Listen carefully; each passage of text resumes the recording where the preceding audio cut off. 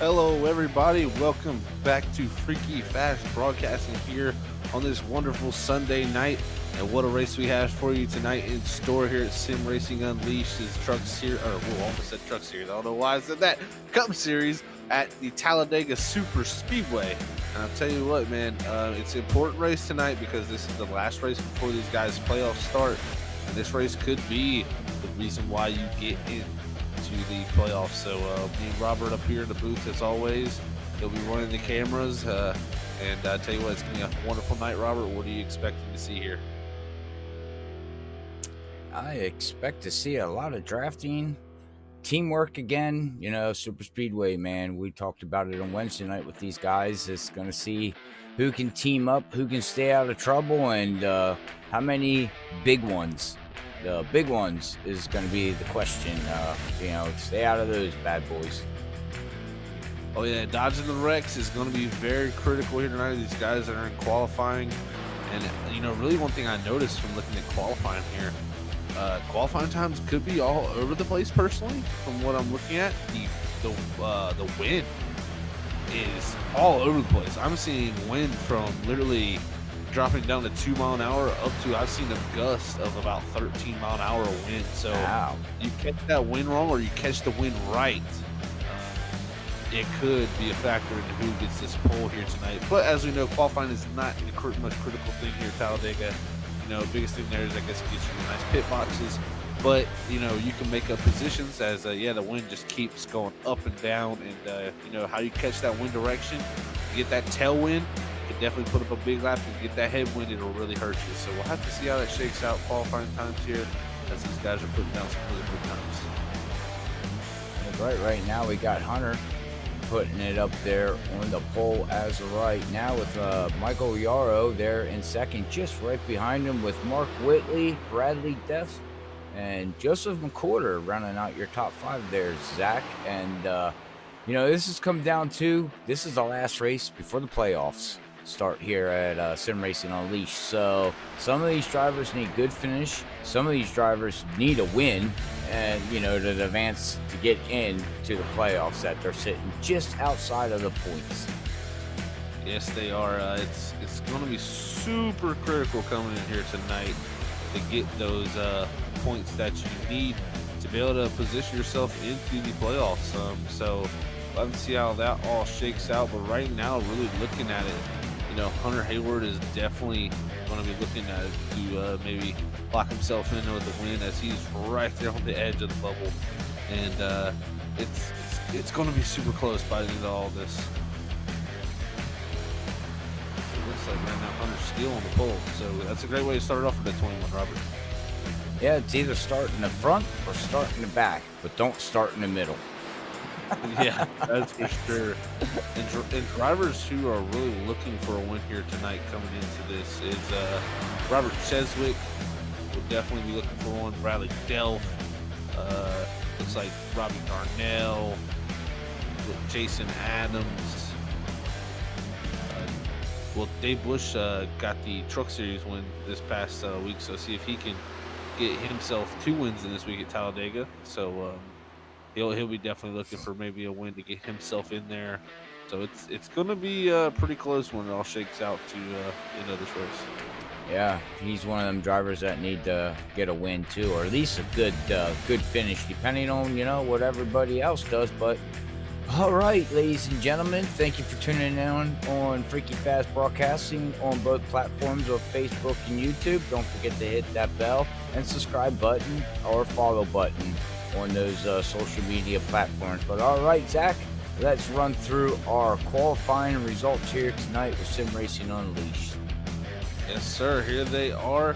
Our qualifying grid will be Hunter Hayward in that 21, looking for a win tonight to lock himself into those playoffs there in the 21, starting on the pole. Followed by Michael Yarrow there in the 95, last week's winner at Bristol. Third will go to Mark Whitley in that 77 machine. Fourth is going to be Bradley Dell. Fifth, Stephen Leffler. Sixth position is going to go to Todd Neese in the 1 car. Seventh will be our points leader, Steven Stinkin in the 81. Eighth is Joseph McWhorter in that 30. Ninth is Lane Doyle. 10th will go to Braden Caress. 11th, Rodrigo Loga. 12th is Michael Butler. 13th is Buzz. 14th will go to Robert Cheswick. 15th is Gomez. Followed by that is 16th, the 11 car of Cedric Hunter. 17th will be Jason Anderson in that 92. 18th position will be Brandon Colley in the 2 machine. 19th, Dave Bush in that 53. 20th, there will be Dave Neeson, the 27. 21st, Jacob May. 22nd, Jason Adams. And rounding out your field here is Kerry Chim in 23rd. And that's our starting grid. All right, that's our starting grid here for tonight. To get ready to rock and roll. Like I say, rock and roll Kool-Aid style. That's right, Robert. It's going to come down to some really important stuff here tonight as we get ready to head off into the Sim Racing Unleashed playoffs. And very, very critical is, I believe, we have, let's see,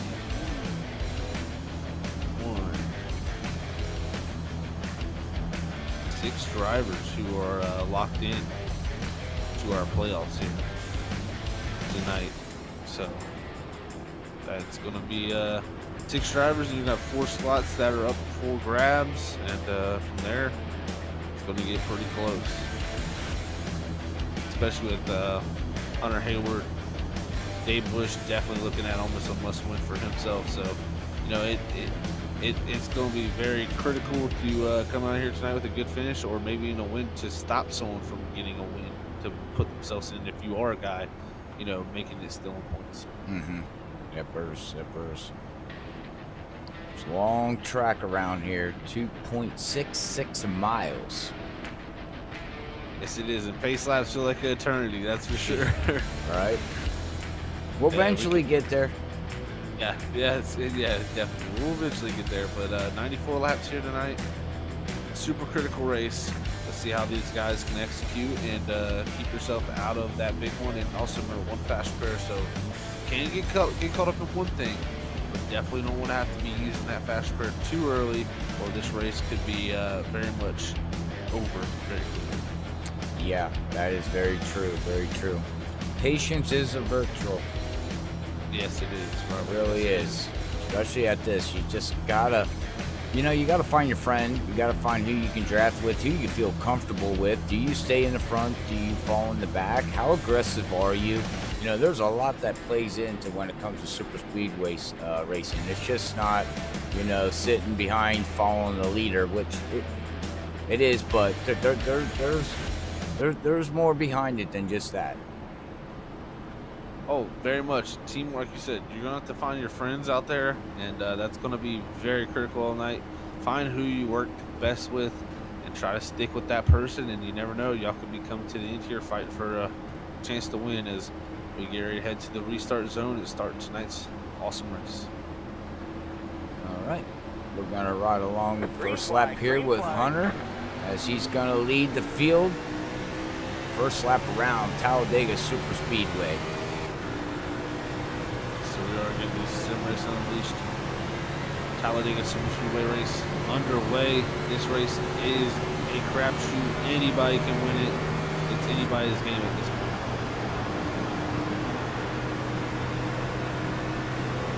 You say crapshoot, and that's my saying, cheater. I stole that one tonight, Robert. That's okay. You can steal it, because it is a crapshoot to me. You can say hit the nail on the head. Okay. I haven't said that in a few broadcasts, so I've been trying to, say my good old sayings. Is look at this. Here we just jumped out of the in-car camp. Now Mark Whitley going to jump to the outside with Steven Stippian and Joseph McWhorter. As Hunter Hayward not going to get that critical lap lead. Definitely want those bonus points. Yep. As Mark Whitley is going to be, I do believe Mark Whitley is in the playoffs, isn't he? No, he is one race short, Robert. He's what? Oh, one race short. That's right. Okay, you have to have so many races to make the playoffs. 10 races. That's yeah. Right. And Joseph will be his 10th, so that locks Joseph in here tonight with this one that completed. And looks like winners of Josh Jones, Mark Whitley, and Cedric Hunter, all 3 of them will not make the playoffs due to man, oh man. Actually, Cedric only 7, so. But I tell you what, we got a heck of a playoff field coming into next week, but we're going to see who can maybe position themselves to get in there, get them a nice scored win here tonight. As Joseph McWhorter now taking the lead with the help of teammate Mark Whitley. He's going to drop down to the bottom. That's going to leave Mark pretty much high and dry as he goes backwards with hopefully help from Lane Doyle. Now Steven Stippy and Hunter Hayward jump out on Joseph McWhorter. Looks like leapfrog out here. Teaming up. Yeah, and these cars, and the Cup cars, get such a big run with these cars lately. I was It's just ready to say. Go ahead. Sorry. Yeah, it's amazing what you can do with these things. Personally, sometimes you just get mega runs with these giant spoilers that are on the car, breaking up that air and creating this huge hole in the grass. But I tell you what they do is they heat up very quickly. Okay. And that's going to be, really critical to, when you come down to, especially to the end, that's always what I'm thinking as a driver. All right, I need to have my temps in range for the end of this race where I can push all out for that last lap. Because if you got to back off from that last lap and someone can push all out, you can see the runs that people get when they get hooked up together, and you're going to get driven right by. So, gotta be mission critical with the temps and push them to the limits, but not push them too far. Right now, it's starting to single file out as actually now Mark Whitley and Joseph McWhorter jumping back out to the outside. Well, their teammates. Let's see what they can do here as we got Lane Doyle in that 32. I haven't talked much about him, but he's up here running, and here comes good old Rodrigo Lopez. Look at that. Rodrigo, go! Logo up there at 22 looking good. As I believe this will be his 10th race. So that's a good look for him. If he can get a win, he can move himself up into the playoffs. So Rodrigo definitely will look for a win. Lane Doyle coming here tonight is 9th in the points. And I believe that would push him out of playoff contention. So we'll have to see how that all works out. But they'll definitely need a good run here tonight. Steven's girls out there says good luck with the checkered flag. Yeah, hopefully Stim can continue to hold his points lead. He's got a 9 points lead over Steven Leffler there in that 72. So we'll see if he can. Oh, she's in champions. Look at the moves. Oh no, Lane Doyle into the wall with the 81, making a move to the inside. There was a little bit of confusion up in the front there, Zach. The 77 and the 30 of Joseph. Not exactly sure what happened there, but they were jostling for positions. Yeah, what really happened there. Looking at Robert, I went back and looked at it a little bit. Joseph and Mark cleared the bottom lane. They pulled to the bottom, and when that happened, Steven had a run, and Steven went to the middle. Joseph kind of came back up the racetrack a little bit. That let Steven go up the racetrack to just avoid hitting him, and then Lane Doyle's there. So yeah, just a little bit of mirror driving going on there, and that definitely caused a little incident. And it could have been very big, but Lane Doyle did a good job of not really bouncing off the wall too hard. Yeah, the car that got the front end of that deal would be the Lane Doyle there. He's got the most damage out of that there. As we come back here to Todd Neese and Cedric Hunter, back here running in 9th, 10th, and 11th place here, battling it. Yes, they are. Going hard here, trying to get themselves back up. That front practice also got Brady Perez there, so and they're gonna catch him. Oh yeah, they already are catching them. Here you go, see Cedric pull out, and it's gonna be a pretty. They already got a pretty big run on his back. So that was the goal, to get caught right back up. As I think these guys checked up a little bit as they saw what was happening in front. Ooh, and Mark Whitley, I just seen that from a little bit back. What a huge block, and that's something. It's very dangerous to do. It's not, especially on lap 8.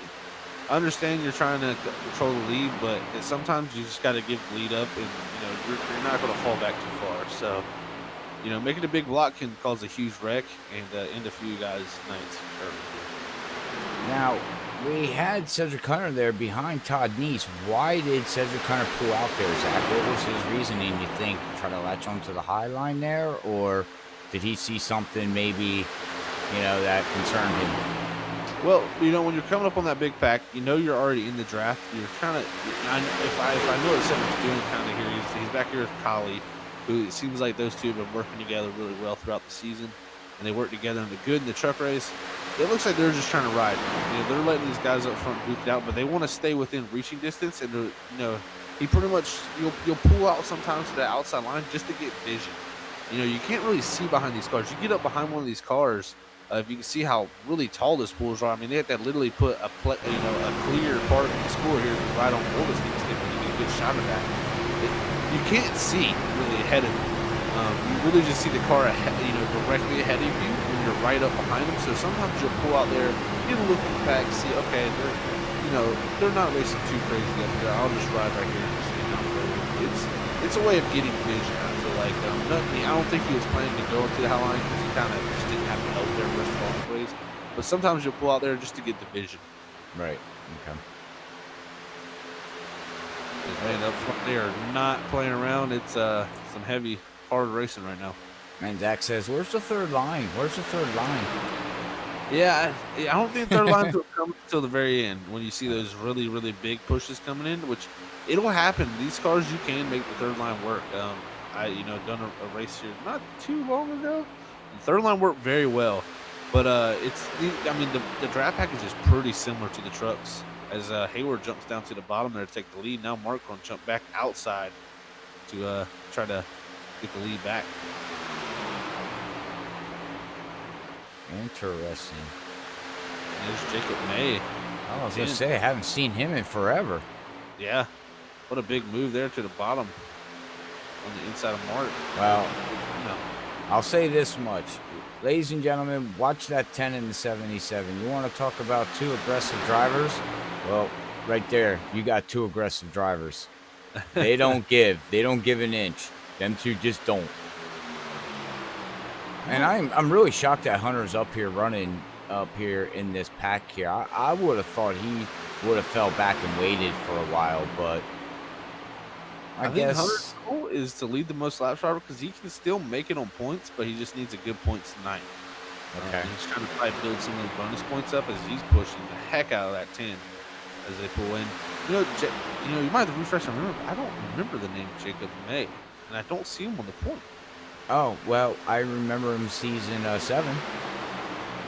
Okay. And you weren't in the booth in season 7. That's why. Okay, that makes sense.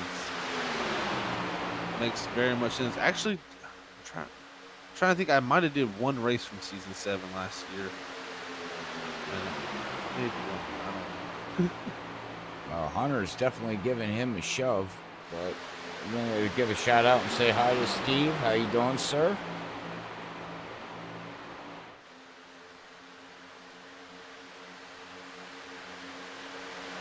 It's good hard racing here, so shaking out very nicely so far. Look at that big run for Joseph McWhorter. He's gonna have that high line working very well with the 77 mark there behind him. Well, again, teammates. Them two are teammates. If we go back through, Steven don't have none of his teammates with him right now. Yeah, it looks like Dave Bush and Michael Yarrow are kind of back here. And Jason Anderson actually disconnected early in the race, but he got back in. And, 9 laps down, but he's slowly working his way up into the pack. Maybe get some help to stimp him. That or get out there and just help somebody, help your teammate or something. 9 laps down, you might not be able to get all them laps back. I know Talladega is known sometimes to have 1 or 2 big ones and some here and there, but I don't recall ever seeing like 9 yellows at Talladega. Right. Yeah. You usually don't have crazy amount of yellows. Usually go a while and then you'll have a huge wreck and then it'll calm down and stuff like that. Right. But looking at it for Smoke Inc., those guys, the only driver that doesn't have a win for them and who's not locked into the playoffs is Dave Bush. So maybe they formulate something here to work their way on in getting Dave Bush in there. That would be my focus as a teammate is all right, one of our team members here does not have a chance, or he has a chance, but he needs to win this race. Right. We would be working on that, I feel like, to try to get him. And I think Dave Bush is doing a good thing though right now and running at 14th, a little ways back from this pack. Because from what I've seen, the pack up front, these guys are pushing hard. The runs are really, really solid. So I think you're going to see these guys possibly have a wreck here at some point with the runs that they're getting and the pushes they're getting. Give a shout out to David Neese and Todd Neese, father-son combo there. Yeah, and right there, that's the 16th position, but we got another pack about 12 seconds back from the lead, led by Robert Cheswick, Stephen Leffler, Kerry Chim, Jason Adams, Gomez, and looks like Lane's actually all by himself. So it's unfortunate for Lane Boys. He had that heavy contact, and I think that hurt his car. So yeah, these guys out here, Robert, they're doing the big time. Like, okay, we are almost for sure there's going to be caution. Now, this right here, what they're doing could hurt you. I've seen races at this track go completely green. And they get spread out, and if you drop back this far, you're not making up 13 seconds on the lead. No. So you're not. It's it can be a scary position to be in when you're this far back, because you will just literally have a race where you ride around, and it's the worst feeling ever. You drop back to stay out of trouble, and you put yourself in trouble. Well, not only that, but you just put yourself in a race where you just literally ride in a line the whole race, just never really race. You beat yourself up, and that's personally, I've done this multiple times. What they're doing is drop way back and try to stay out of it. And personally, I feel like the best thing is if you're going to drop back, just drop back a couple seconds. Maybe 2 seconds, 3 seconds, kind of like David Neese, Dave Bush. Those guys are within grasp where if they need to go, the pack's right in front of them so they can get that big run. These guys are way too far back, and if something doesn't happen, which I expect something to happen, I do. Now, Zach, very likely. We don't do that at Freaky Fast. Well, this is Talladega. This is different. Oh, okay. And I can just from being a driver, I can look at what's going on out here. There's a lot of movement, a lot of people making pretty bold moves early in this race, and those bold moves are only going to get steeper and steeper and steeper as this race goes on. So I would expect to see something like that personally.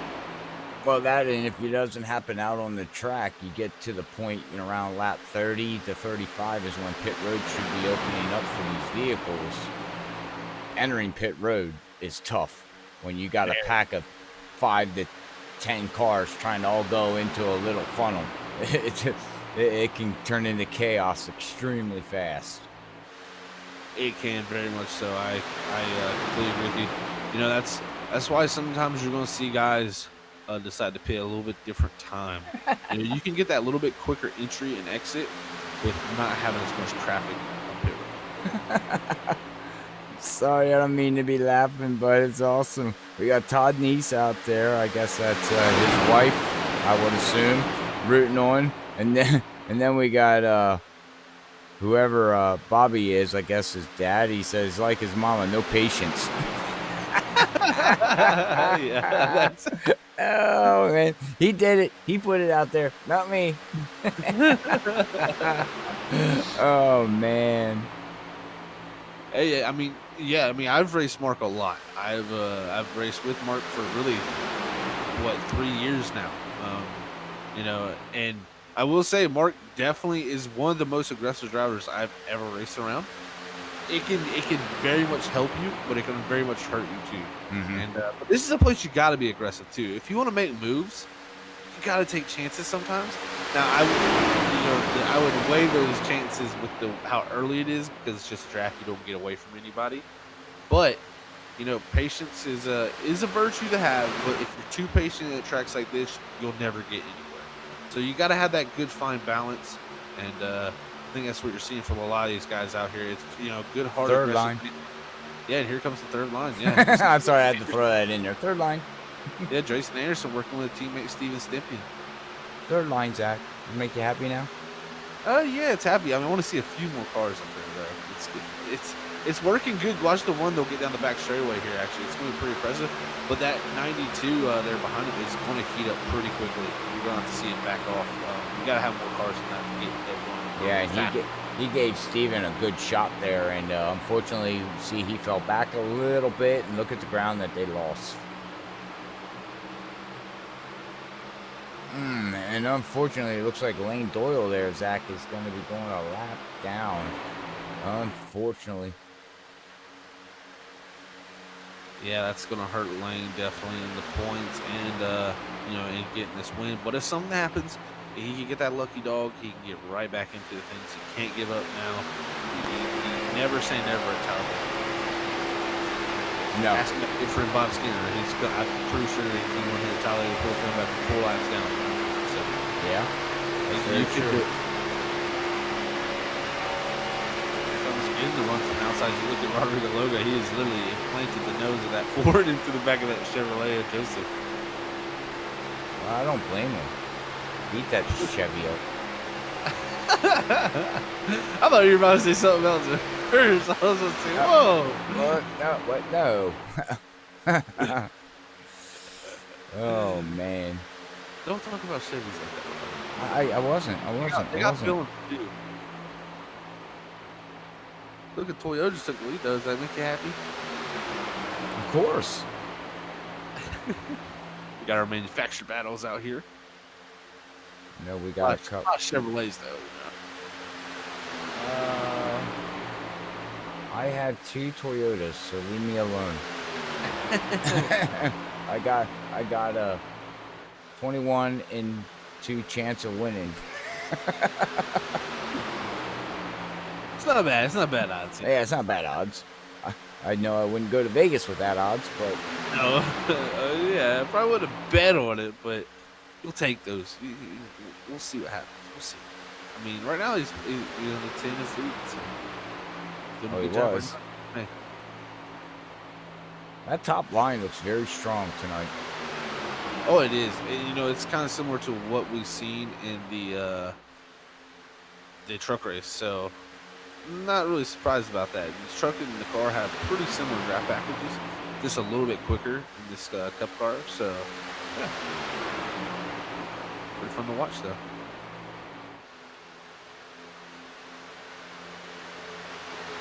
And it's kind of settled down now a little bit. These guys that haven't making as crazy moves is because I think they know they're near the window of pit stops here. And another 10 laps here. We'll be coming down to this pit road and seeing what shakes out, but. Really looking at this, Robert, to make it to 94. I'm going to figure out what the old math is here. We're looking at about 31 laps. So we're probably going to see them go 32 laps on the first stint, I'd imagine, to let them get some extra fuel in that car to make sure they're good for the rest. But they should be able to make that pretty easily. I know 33 around here is hard to do, but we can make it.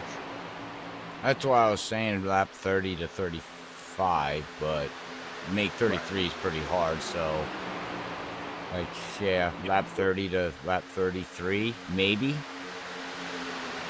definitely can make it. I'll see when that plays out. But right now, looking back at Bradley Dell from the 14 machine, running in that 9th position. He needs a win here tonight. Oh, and Jason Anderson again fell through. Oh, it's so bad for Jason Anderson. His internet just does not help him out.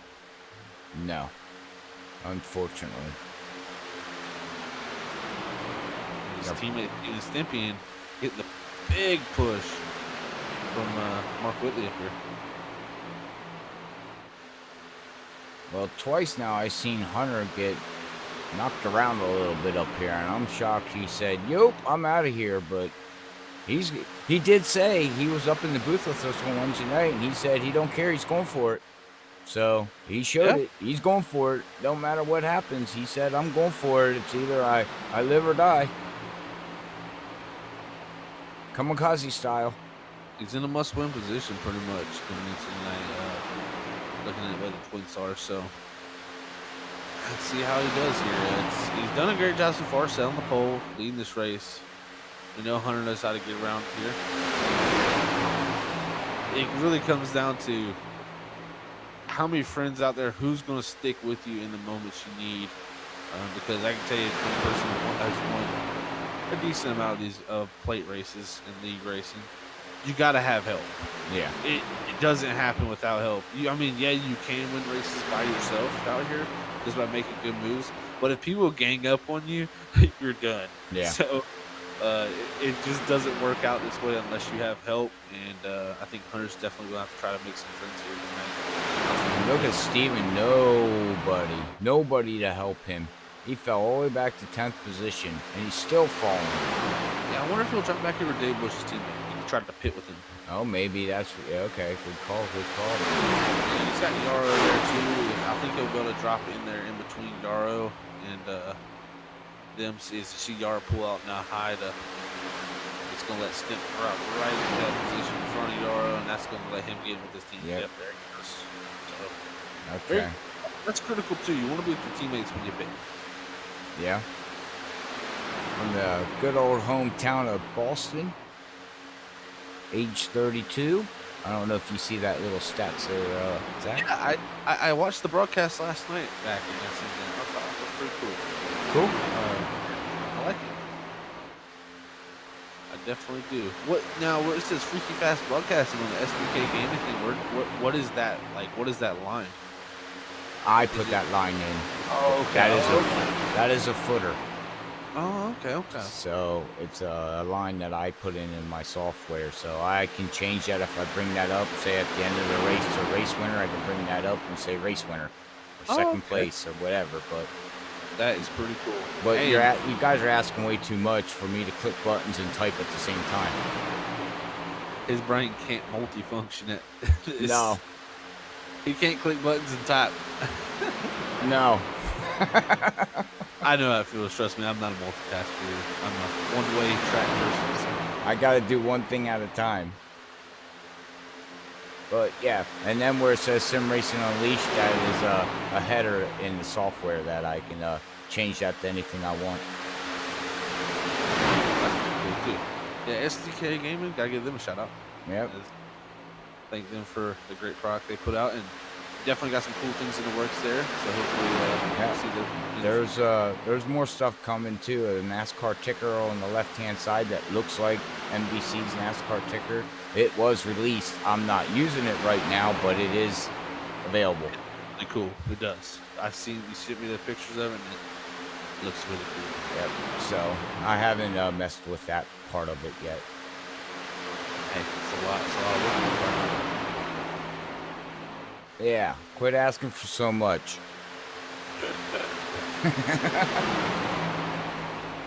Can only ask for so much at such little time. Well, pit road should be opening up here, sir. Yeah. We're on lap 31 here of 94. So I would imagine we're going to see teams dropping in here. So let's pay attention, everybody, on this pit stops. How many enter and how many has... oh, I thought Steven was going there for a minute. Never mind. Yeah, I think they're going to be coming in at least the next lap or the lap after that. You're going to see guys. Maybe some guys stretch it to 34 because if you say you stretch it and then you can have a later pit stop in that final one, you could possibly take 2 tires, a little bit less fuel to make it, and have a quicker pit stop. So that's a possibility. Or not take no tires.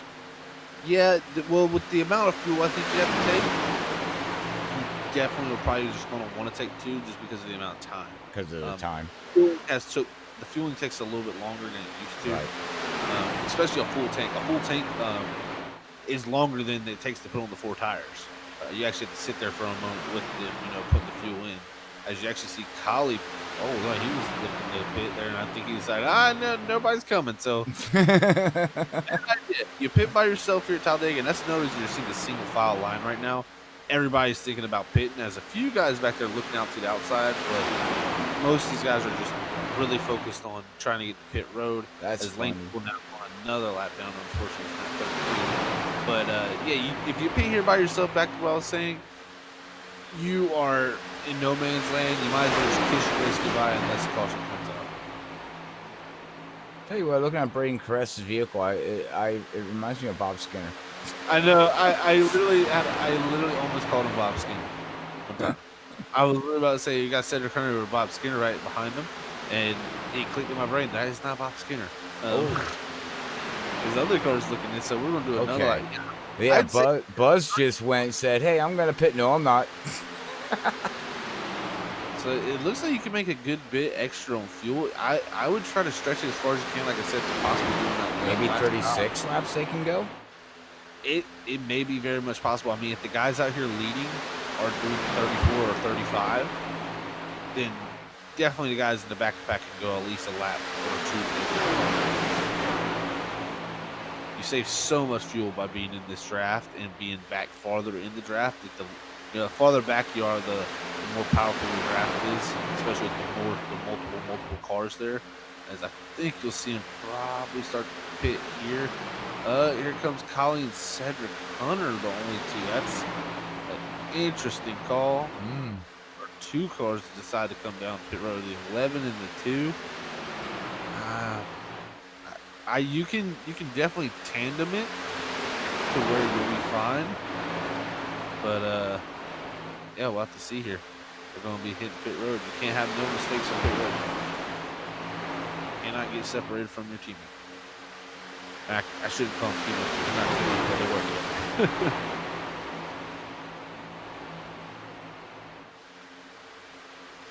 Well, they took fuel and tires. They both had a 14.5 to 14.8 pit stop. And here comes the rest of the field.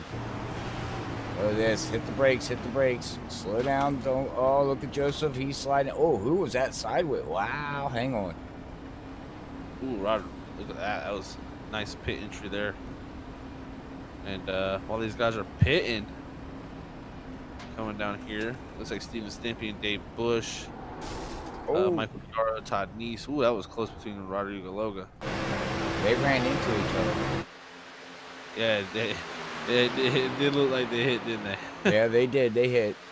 Rodrigo thought his pit stall was up farther.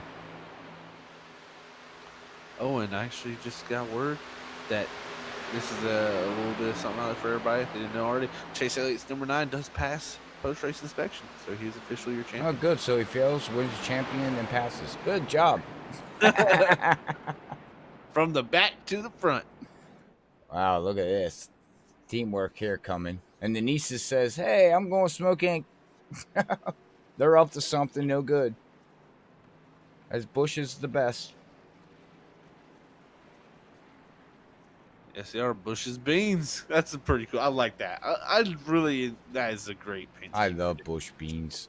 And I like Bush beans too. Yeah. With bacon. Ooh, that's some good stuff. Yeah.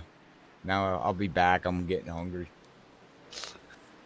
We'll take one break real quick. We'll be back and get some Bush baked beans. We'll be back after this commercial from Bush. And now you see these guys leaving pit road here, Robert, but look to their outside here. In about a moment here, you're going to see the pack flash by. And that is about a 6-car breakaway here in this pack. And they are going to be actually with a pretty sizable lead back to the smoking cars. And look how that just worked out for Brandon and Cedric. They latched right on there perfectly. Yes, they did a good job for just pitting those two to be able to latch onto that pack still. Yeah.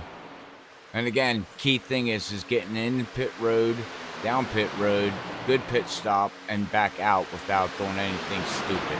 And, very critical. Because you can get in and make a good pit stop, and you can speed by accident exiting. As Mark says, I don't want to follow Hunter. I'm going to try the high side. And Cedric says, I'm just going to go up and back and forth and just ride. Oh, we have a vehicle. Oh. Who was that? Did you see it on the backstretch? What was that? That was Dave Bush. What happened? What? He pitted in. I think Dave Bush sped. But what was the car on the backstretch? Let me go back. I think that was Kerry, maybe? Yeah, it was. Kerry too. We'll go back on the replay here. What happened to him? He was out here all by himself. Let's watch on the replay. Did he catch the apron and spin it? No, just it's like something broke for him. Just see a gut with speed here. Watch this, Robert. Whoa! What in the? Okay. Yeah, and he disconnected too, so he's out of the race. Yeah, Huh. interesting to see. Most definitely. Wow. Okay. Yeah. And what happened to Dave Bush? Dave Bush, I believe, sped on pit road. Oh man. Ouch. And what was I just saying? Or he had a pit road exit. Oh, I think he did. That's exactly what happened, Robert. He above the yellow line, and that right there, drive-through penalty. Oh man. And I was just saying, you can have a great pit stop, but going down pit road are two separate things. Oh, very much so. Two separate things for sure. It's Well, it looks like he's gonna go a lap down, so let's see if he can latch on and just stay with the front pack here and just ride and hope for a yellow that he can get that lucky dog and he's not involved in anything. Or does he have damage? Because he looks very slow up there. he definitely's got some damage, but I think he was by himself, so he definitely was going to get a bit slower. See if he's able to latch on, but I don't think he's going to be able to. Yeah, they're just too fast. Seems like he's speeding back up. I mean, yeah, 192, and they also got Jason Anderson not too far behind. He should be able to catch him. Actually, he's got some pretty good draft going down the back straightaway. Oh, and he's got rear end damage too. Yeah, that when spoiler's bent. That line got loose, Todd Neese got to the back of it. Oh, so does Todd Neese have any damage? Actually, no. Todd Neese looks fine. Actually. Well, that's good because you get front end damage, start overheating. Yes, you do. Very much do. See Todd Neese here behind Braden Crest, Steven Stippy, Michael Yard, David Neese all together here.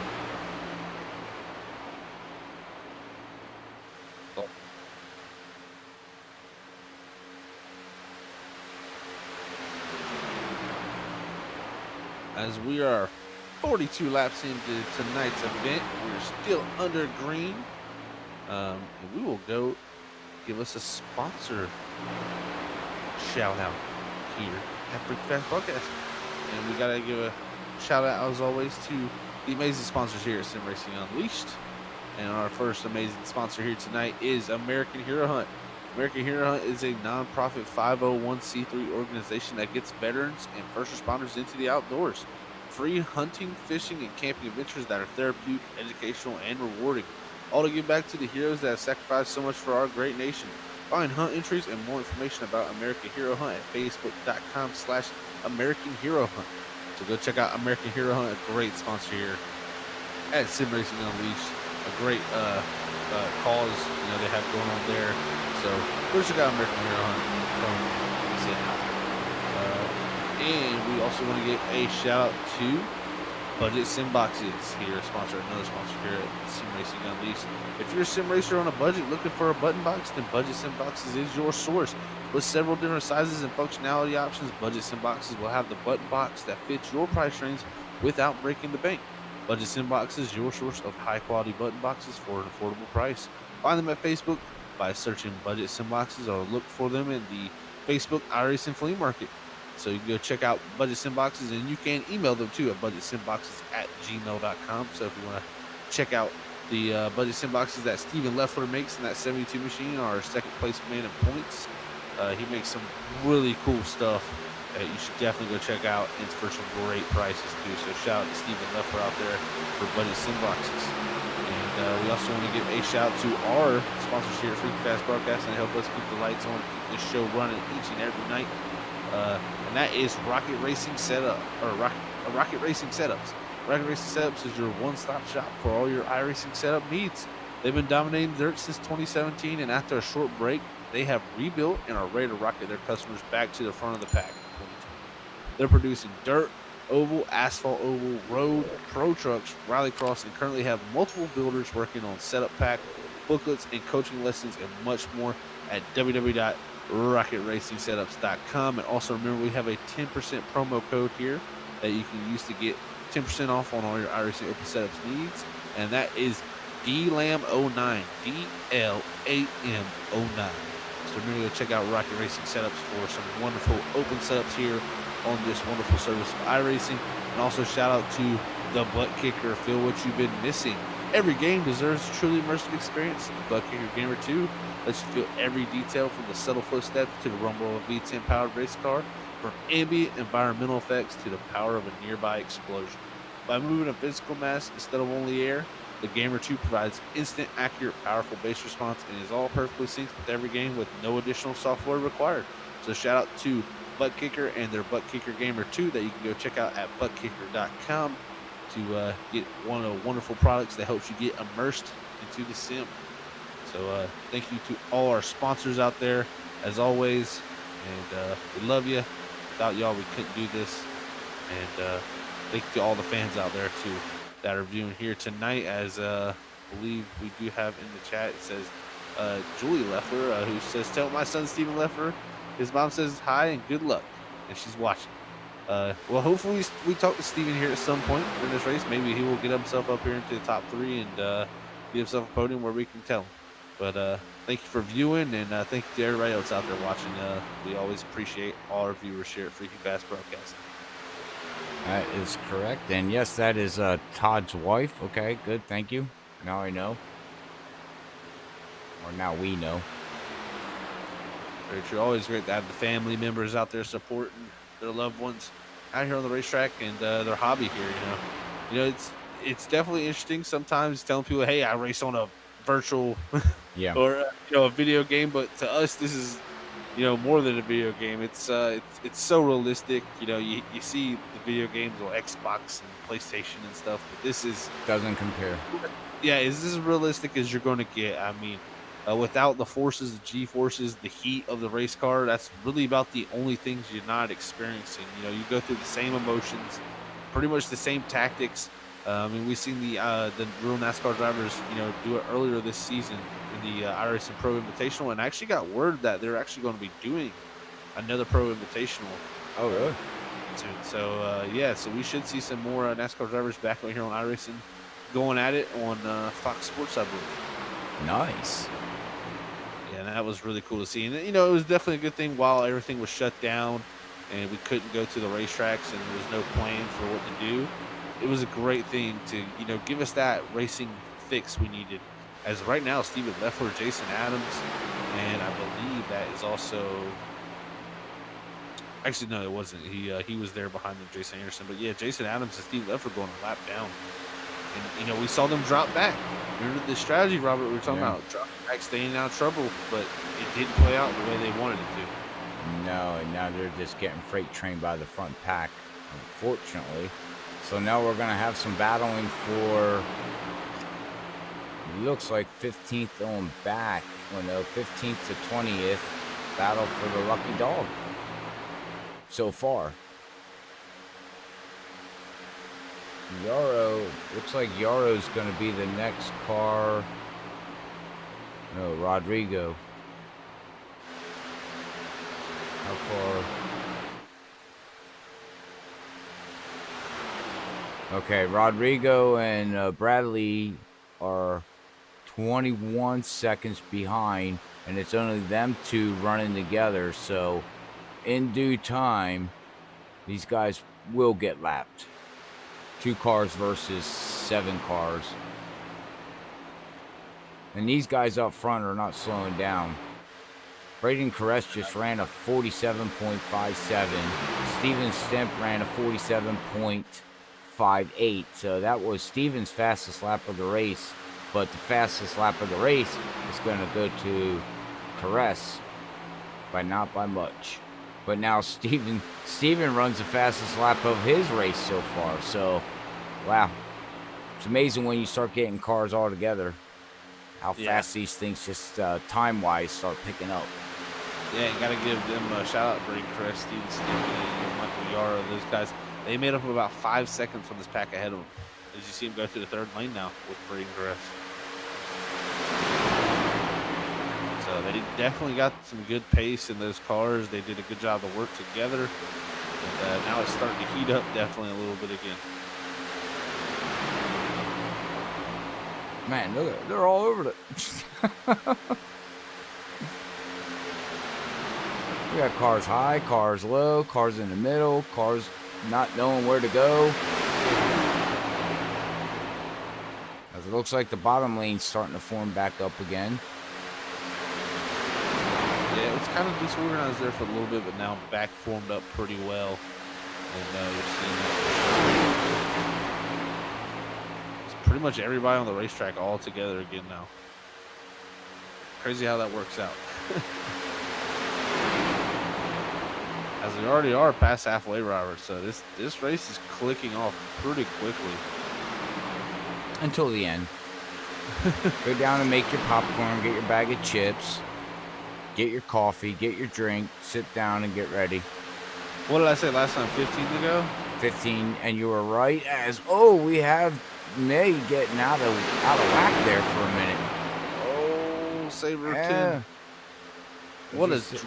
Wow. He literally, Robert, I'm telling you what, that was replay worthy what he just did. He was smoking the right rear there. Pretty good. Well, unfortunately I would, but it didn't trigger nothing because he literally didn't do nothing. Even though he did do something. He drifted. Pretty much there. Now it's going to hurt him really bad because now I believe he's by himself. Yeah, he's, in the second. He was in second last time by, but now he's going to be pretty much on the tail end of the last lead lap. 3 seconds back. Hopefully he can maybe get together here with Gomez, work his way back to that line, but it's going to be tough. They need to definitely get going.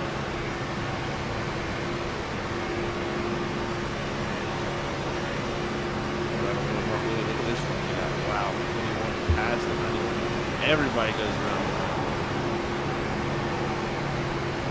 And they're pushing hard in these turns. They are right. They're racing very hard. Not to have a caution so far is very impressive. Yeah.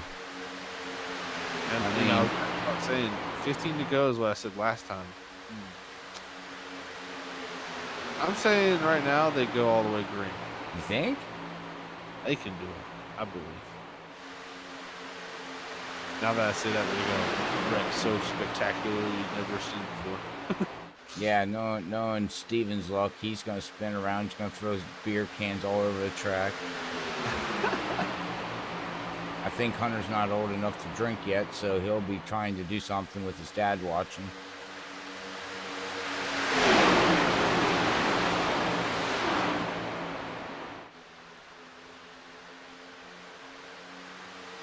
Well, it's definitely heating back up now with Mark Whitley trying to get the push from teammate Justin McWhorter back to the lead. Those two worked very well together, very good pushing out front. Oh. Looks like Todd's wife says it's time to go put the twins to bed. Nighty-night time. See you in the morning. Thank you for viewing. And good luck with the children. Yeah, good luck. Hopefully they go to bed and don't whine. I remember those days. Well, I don't have children myself, but my brother does, and love the little girls to death. But man, tell you what, don't be tough sometimes. Right?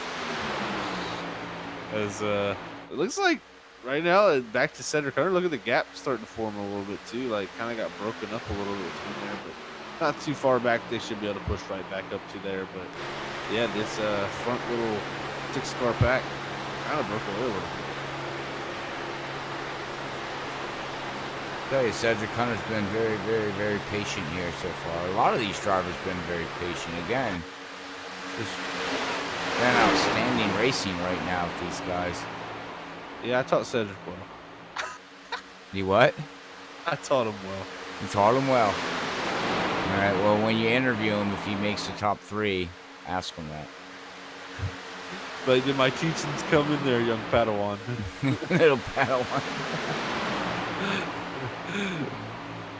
Oh, man.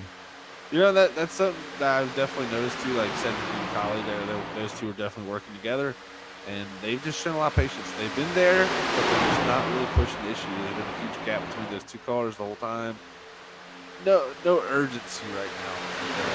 That's kind of the way I run a play race. Stay in contention here, but no reason to put yourself in danger. Well, within the next 10 laps here, though, we should be seeing pit road open back up again. Oh yeah, definitely. And that should be the final pit stop too. So, Yep. do you try to get out of? No, never mind. I'm thinking of a different mile and a half. You don't want to get out of the pack to stay out of trouble. You need to stay with somebody. Yeah, you definitely need to pit with somebody, at least one other car. I would say at least a couple more to help. But yeah, you definitely don't want to pit by yourself. That's a what we call a death sentence at Talladega in Daytona. You're just, you're in no man's land. You're going to go so much steroids. That's really the art of this track.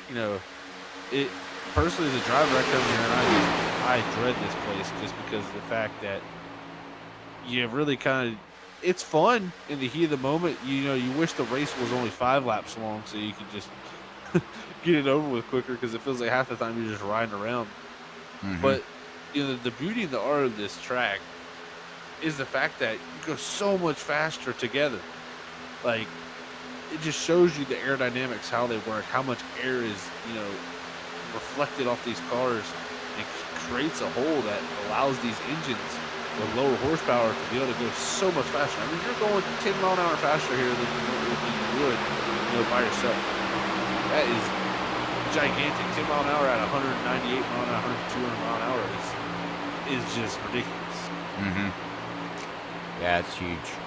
So it is a work of art, but at the same time, as a driver, I dread this place.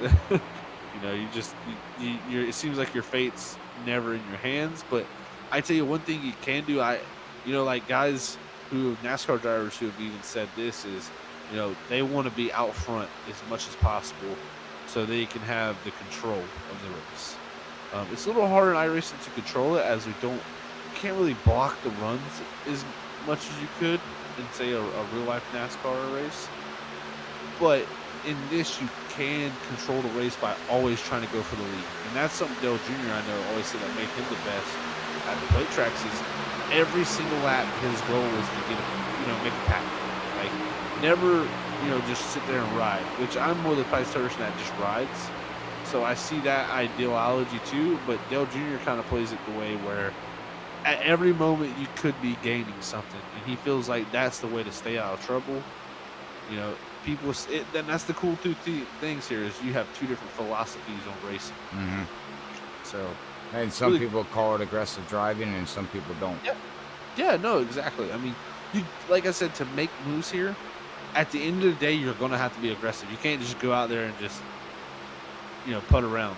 If you go out there and putt around, you're going to run 10th to farther back. You just kind of be in the pack. You're going to be an afterthought. If you don't go out here and make a big move every now and then, you ain't going to pass people, and you're just going to be stuck in the back of the back. Huh. How in the world did he do it? But look at that 10. Jacob Mays has worked his way, no freaking way, all the way back up to 3rd position. Yeah. Wow, that's actually pretty impressive. That's impressive, guy. Yeah. No freaking... How in the... Wow. Wow. Yeah, Mark Whitley and Joseph there trying to get hooked back up, but you can see the 10 jumped out. That lets Stevie Stippy get to grab up on Mark Whitley now as up front. Hunter Hayward is still hanging on to the lead there, but Mark's been challenging on the outside, so cool to see him. We also got Hunter's mom out there saying, "Go Bubba." Yeah, Go Hunter's doing a great job. So he's doing the best he can here tonight, trying to get that win. Oh, and there it is. Oh no. The whole field. The And whole field. I spoke too soon. Sorry. The whole field. Thank God for fast repair. Because that was the whole. I don't even know where to go. I don't even know where it started. Started with Steven Stimpy and Mark Whitley. That's where it all began. And I can tell you exactly what happened there. As we'll go back to if you catch it, see how that worked out. But I have to, well, go back here. And I have to find. All right. Let's see what happened. Oh, little bit of pushing. So really, what happened there is Steven got off center on the bumper. You get off to one side of these cars, and you give that bump draft, it will shoot that car pretty much on whatever side of the car you're on. So Steven was on the right side quarter panel or right side of that bumper, which is just going to hook Mark. Right. And any movement Mark makes, which these cars they move around a lot, especially in the draft with so much turbulent air going around. They shake around and stuff. Look, oh, Hunter Hayward, big hit for him as he was a leader. Just an innocent bystander. There really couldn't do nothing, but luckily got fast repair. But yeah, like I said, you got to be so straight centered on that bumper, and if you're not centered on the bumper of the car that you're pushing, it just sends that car straight around and big damage. And I can tell you what, Cedric Hunter was one of the only people I see that made it through that decently cleanly. There was a few guys that definitely made it too good, but Cedric Hunter did a great job of avoiding that in the 11th. Well, here comes the thing now. They do got a fast repair. 90% of the guys are going to take them, as you see there. We got what, 30 laps to go? You better hope there ain't another big one, because now you're playing With fire. Yeah. Yeah, definitely so. And right here also, we are within distance of making it on this one tank here. So no more pit stops needed here. Green flag. Pit stops were coming very soon, and that was some hard racing going on. But now these guys are good on fuel. Most of these guys got their fast fix used now, so they're gonna have to hope for something here. As I believe it's either Dave Bush or Steven Leffler. One of those two got the. And I think Dave Bush is going to try to get the wave round, but he's got the pit very soon. I think Steven Leffler was the lucky dog car. So that's good to see for Steven Leffler there to get back into a shot at this thing. And also we got Mark's dad out there. He said, oh, yeah, Zach didn't realize he lives so close to y'all guys, and we do an awesome job. Well, thank you there. We really appreciate the comments there. And, yeah, definitely down here in Newport, North Carolina, near the beach and Atlantic Beach in Emerald. So out here on the OBX. And I believe, I'm pretty sure, just from talking to Mark, I'm pretty sure y'all live near Greenville. So, yeah, not too far away from me. As I know, I'm pretty sure Mark lives out in Wilmington now. That's a place I've frequently been to. So that's cool, to have people that you meet on the iRacing service, and then you're like, wow, we live really close. I mean, even that's one of the coolest things too about this iRacing service, Robert, is like I have lifelong friends literally on this service now. Yep. I got Brian Johnson, who I've gone to multiple races now. I mean, I could literally call him one of my best friends. And he literally we've met in person. Nick Crawford, my buddy Nick Crawford flew from Las Vegas to North Carolina to come down and hang out. It's really cool the relationships you can form on this race and stuff. That is true. And wow, we got some cars ducking in to top off on fuel. They have enough to make it. I think right there, Collie stayed out to lead a lap. I think Stimpion's come down maybe to get some repairs done. Because he used a fast repair. Did he? Yeah. He barely any damage. Oh no, he had damage. That front nose was on the right side was pretty crumbled. Was it? Yeah. I'll have to look at it real quick again because I seen he had pretty good rear damage. Well, what's he doing? Maybe he's going back and look at the replay. Sometimes you want to go back and look and see what happened. I would look at that after the race. I wouldn't care about it during the middle of a race.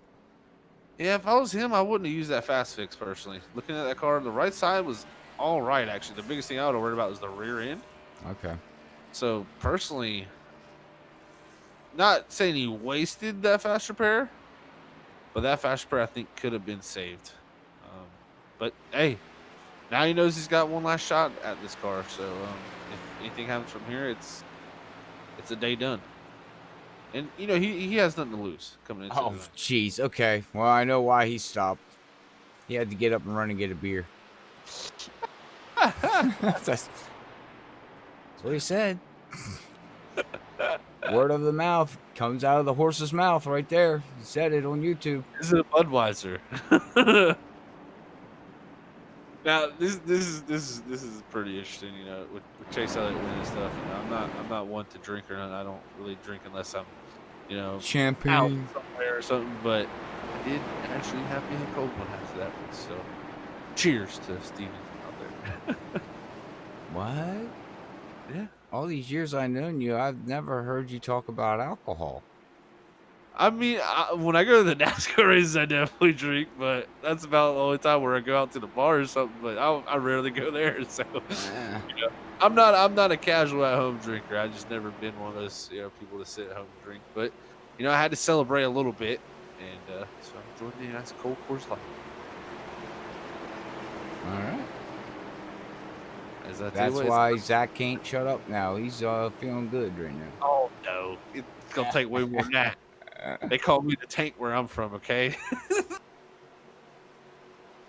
Green flag, green flag. As it looks like green flag back out. Man, the cars is late. They just never went. But I guess they are going. Look at Mark Whitley all in the back bumper of Cedric Hunter. Oh, and the wrecking, Robert. Oh, and that's what I said. Hey. And who was involved? Oh, man. Jacob Mays, Dave Bush, Jason Adams, looks like. I think Jason missed it. I think he might have missed a shift in that 10 car. Oh, he definitely did. About to go take a fast replay and see.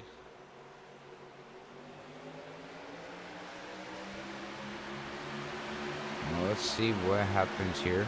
Right up. Oh. Yeah, did something break? Like the transmission broke, gearbox or something. He went, I'll tell you exactly what happened. He was going from second to third, and he went to first. Whoops. I've done that already. When he put it in first, it wheel hopped pretty much.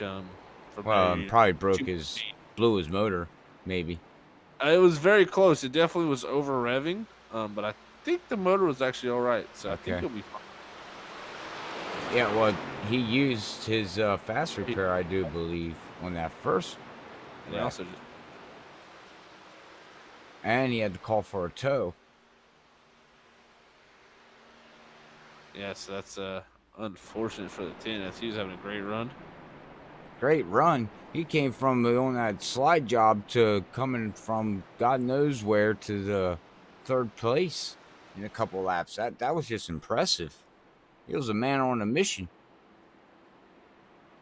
Yes, he was. He definitely was a man on the mission, Robert.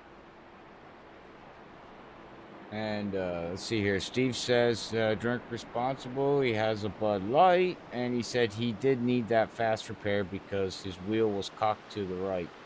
Ah, okay. So it must have knocked the toe out pretty good. Yep. Interesting. Well, that's unfortunate there, Mr. Steven. But, yeah, let's not talk to him about super speedway racing either. He's got great luck. What are you talking about? Yeah, sure he does. Ask him his personal opinion about super speedway racing, and he sounds like me. He loves it. He told me it's his favorite type of track, and that if they could just literally that's his dad. His dad ain't out here racing. He literally, I mean, Steven told me the other day. He was like, Zach, I can't stress to you enough. how much Daytona and Talladega mean to me as a person, and he told me it was his favorite form of racing. He flat out said it. I can't deny it. See what I'll have to say about that. I call your bluff. Good, because it's a big old lie. I would say, I would say, My nose just grew a little bit. Sorry.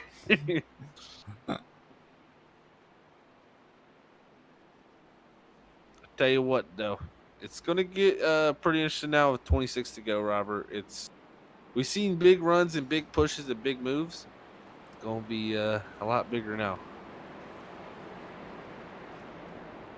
That is correct. 26 to go. They don't have to stop for fuel. They'll have enough to make it to the end for that. Tires ain't going to become an issue anymore. If you do got a fast repair in the bank, you know, hopefully you still have one here just in case something big happens. Big. Never know. Here at the Talladega Super Speedway, it's one that can definitely chew you up and spit you right back out. What does Steven say now? Steven says he wants a caution interview. Yeah, no, we're good, sir. I think he wants to rebuttal on what I was talking about. Yeah. We can. We'll talk afterwards. Wait till I hit that shut off going live button. I think he'd have some pretty good thoughts. I mean, what are you trying to do? Start a fight?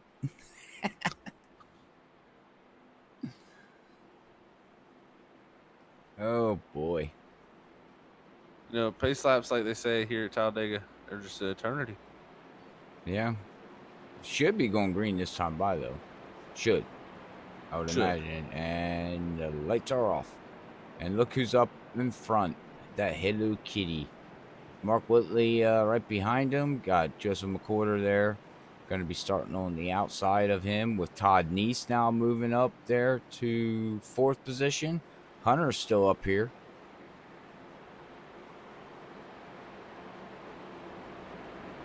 Nope, Todd Neese is in 5th. Well, whatever. They're swapping. They're racing under yellow.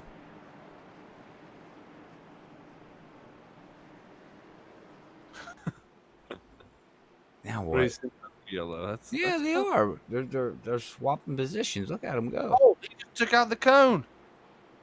What are they doing? Cedric, where are you going? I'm about to go on his Twitch channel and be like, what are you doing? He's throwing kitty litter down on the apron there. At least he's doing it off the track. Gotta give him that much. You know, people will stop hitting that cone if iRacing puts it in. If you hit the cone, you get a penalty. Or they just make it like a steel cone and just. Can you imagine the first time somebody doing that? Hey, I'm gonna hit the go, bam. That'd be funny. Oh, yeah. I forgot. That's a hard object now. Yeah, well, I tell you what though, that cone too. People make fun of that cone. Oh, it's just a cone out there. But that cone, if it gets stuck under your race car, which it actually can happen. Yeah. It will slow you down like 20 miles an hour. I've had a cone get stuck under my car in a road race before from people hitting a cone in a corner, and I got stuck behind me at Le Mans. Literally 20 mile an hour slower down the straight just because I'm dragging a cone. You know, that's some good physics. Well, yeah, that's true, but at least the cone eventually disappears, right? But still, you lose so much ground. I had to stop to get the cone to come out from under the car. Oh, wow, really? Yeah, but tell you what, no cones under these cars. They should be pretty quick.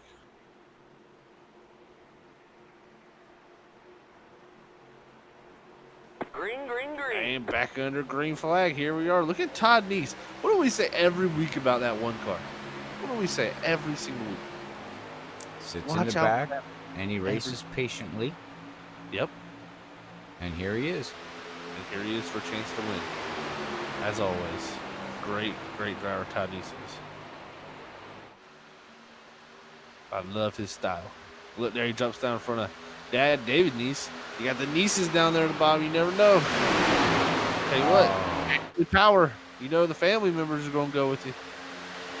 Todd Neese needs to get his dad in front of him and push him for a win. Wouldn't that be awesome? I would love to see I that. tell you what, that would be one of the coolest things I've ever seen. Yep. Push your dad to a victory. Oh, look at that. Mark Whitley tried to jump to the outside. Hunter Hayward said no, sir. But guess what? Mark Whitley says, I'm going with my teammates. So he's going to put it in the middle. He's going to leave Cedric Hunter out of the dry and Hunter Hayward. And it looks like they're going to make it work. And they do. They clear the pack.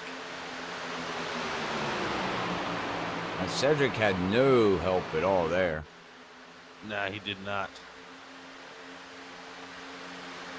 Oh, now he's got Hunter falling back. Hunter will help him. That's for sure. But back to like what you were saying, if I tell you what, that would be the coolest thing. Push your dad to a victory. That would be outstanding.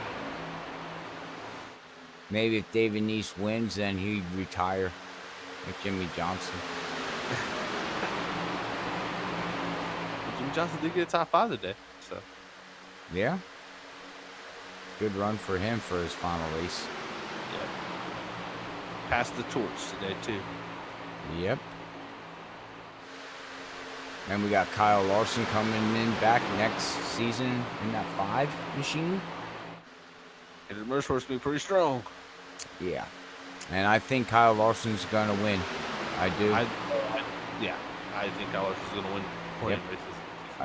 He's going to at least win one race. Yeah, especially the dirt race. Oh, yeah. You know, I think I think if you're a betting man, I'd bet on that number 5 for the Bristol Dirt Race next season. Yeah. Well, I mean, he knows how to get around. I would bet on that. But again, them guys have never done it before, like in the car.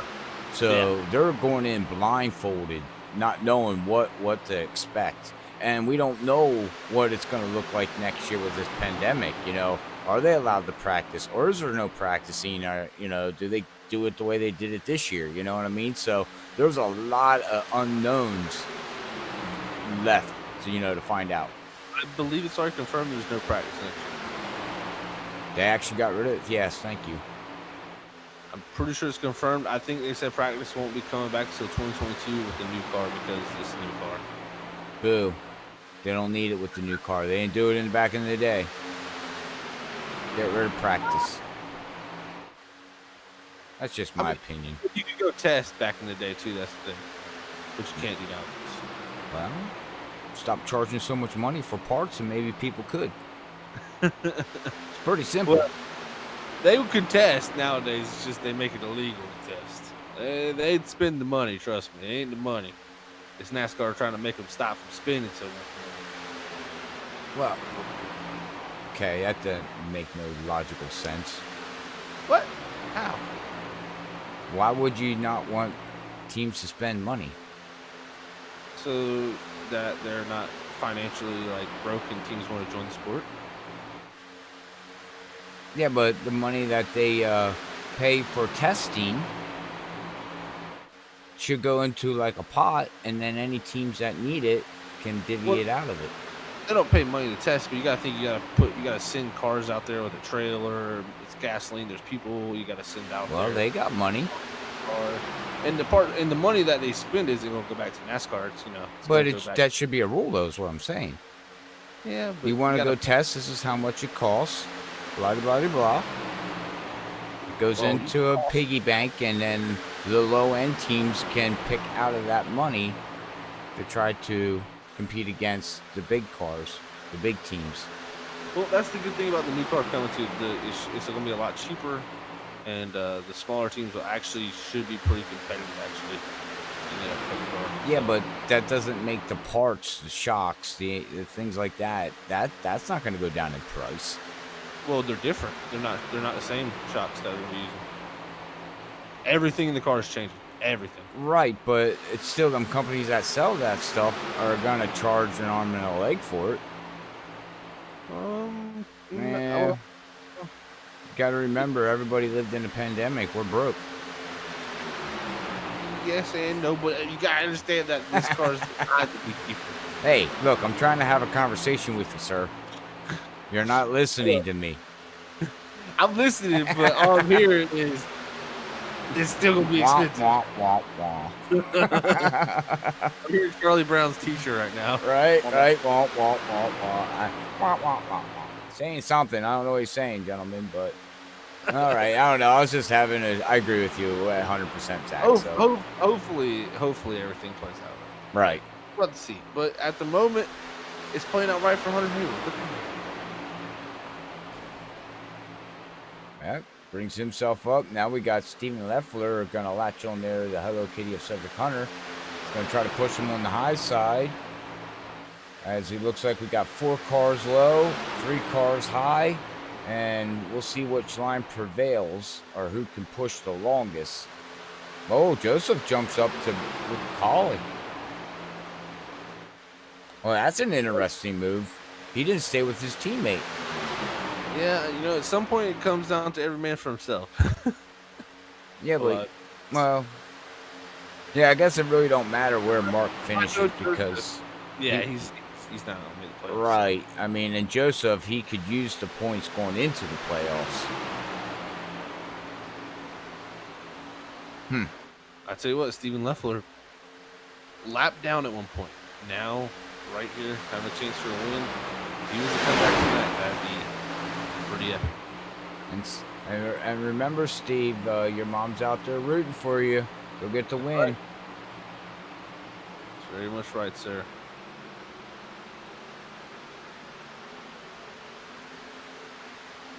It's becoming this time by to 15 to go here at Talladega. It's an eternity, though. And is this the jinx number that we're going to have a see caution number 3 there, Zach? No, I don't think so. Now you think we're going to go green flag now, 15 laps? No. Oh. I think something happens here between this top pack. Somebody's going to make a pretty aggressive move. And it's going to end up pretty bad. But, hey, I mean, if you're Cedric Hunter, too, you got to think about this. He is a fast spreader through me because I know he made it to there. He can make some pretty aggressive moves right here and still be pretty safe. Right. Oh, and actually him and Mark Whitley touched. Oh, that was close. That was a little neck code in the center of the corner.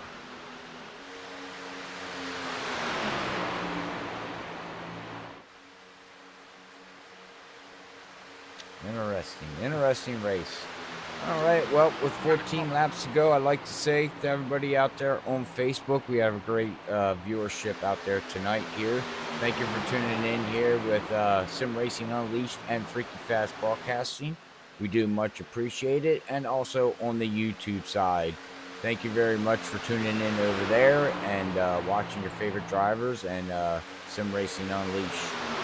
If you're on the Facebook side and you'd like to watch it in better quality, you can hop over to our YouTube channel and watch it in 1440p instead of 1080p. Up to you, doesn't matter. I just thought I'd let everybody know that there's better quality over there on YouTube. It's beautiful. It's a beautiful morning. I tell you what, Steve Stimpy has got himself back up here in 81 there behind Brandon Colley. So he's going to be a factor. Also got teammate Jason Anderson there going another lap down, but he'll be able to maybe help Dimp out. What happened to Todd? Todd fell back. Yeah, Todd needs here, right here with Michael Yarrow. They're about a second back here. They definitely need to get as much as they can to get back to him. That or start falling back now and latch on with Dave Bush. Try to get 2 cars, 3 cars are faster than 2. Granted, you're going to lose a little bit of ground, but again, I mean, you got to do something. Now they are catching up here to a couple of other cars. I would start latching these cars together right here, damaged or not. I'd be over the radio telling my spotter, get these guys with me. They're doing a good job. They're actually catching up pretty well right here now. As you see how fast the laps they clicked off right here. The pack's right ahead of them, so they're doing a good job. They actually caught right back up, so they're within a shot here.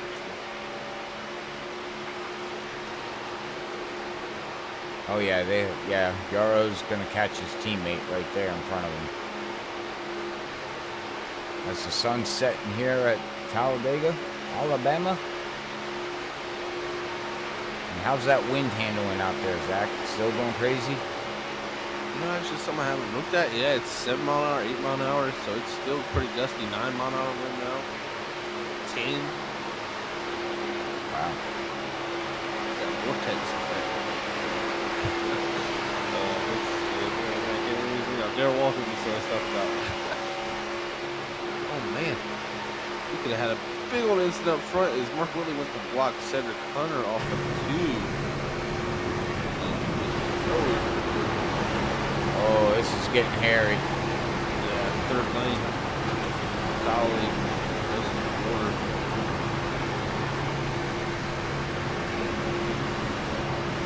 Oh man. Stevens on and off the gas there, Zach.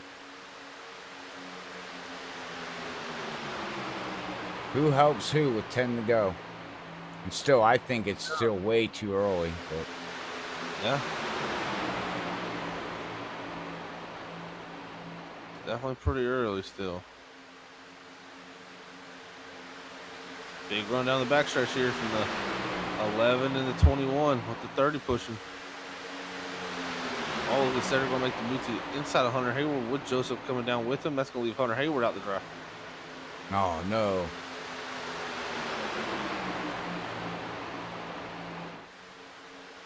Oh, here comes Collie.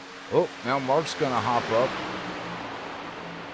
Teammates are no longer working together. They've shown that 5 laps ago.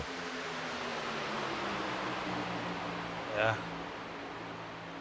Rodrigo, go! I wonder if Lee Tidwell's tuning in. Rodrigo, go! Rodrigo Loga! I can't do that. I can't do the impression. I'm sorry. That's bad. I quit while I'm ahead. Yeah, right. Me too. That's why I didn't even try it. I just say Rodrigo. That's it. Yes, he needs a win. He wins this race. He's in position to get into the playoffs. Yeah. Hayward also needing a win. Yeah, because Cedric Hunter's locked in. Joseph is locked in. Mark Whitley's going to miss it by 1 race. Hunter's right on the tail end of it, but having a good points night. Brandon Colley's locked in. Steven is locked in. The other Steven's locked in. So really, I don't know what Hunter has to do.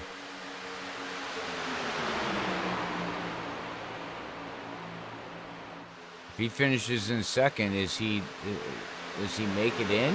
Good points again. That's the thing. It was like about a 10-point gap between a lot of the guys who haven't won.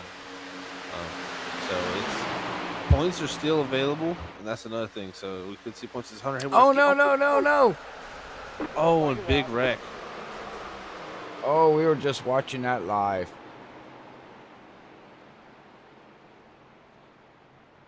Oh, Cedric Hunter and the Hunter show got hunted out by the Hunters.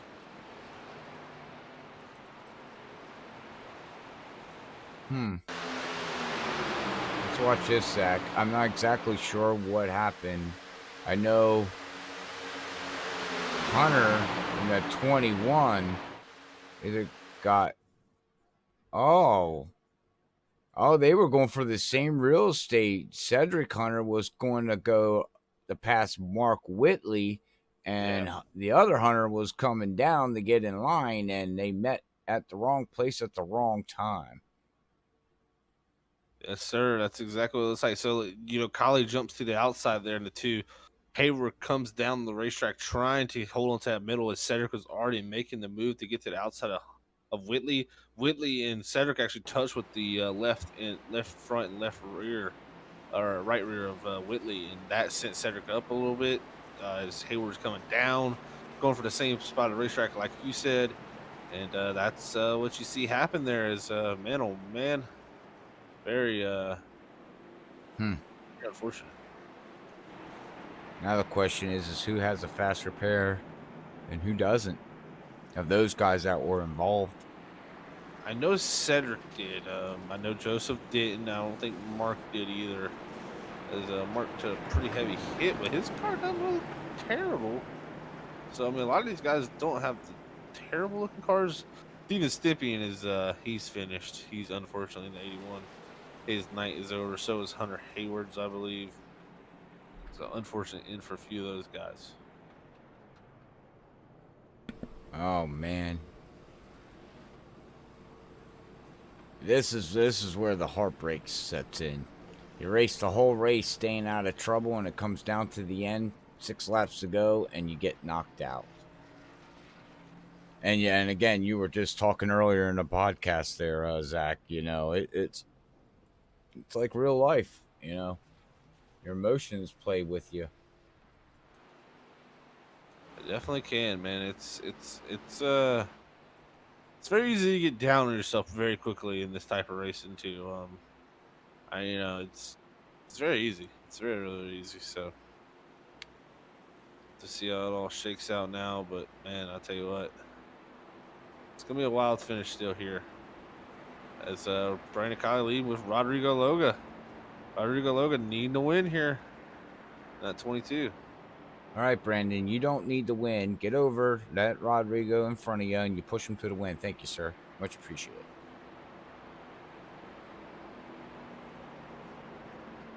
You think the cars are a little dirty with rubber?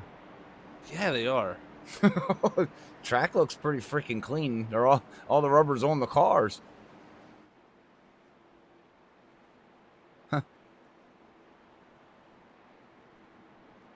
Yeah, and you know, Brandon Colley's like, I don't know why. For mine, like the rubber's only on his hood, but it looks like on yours it's all over the hood, like front end.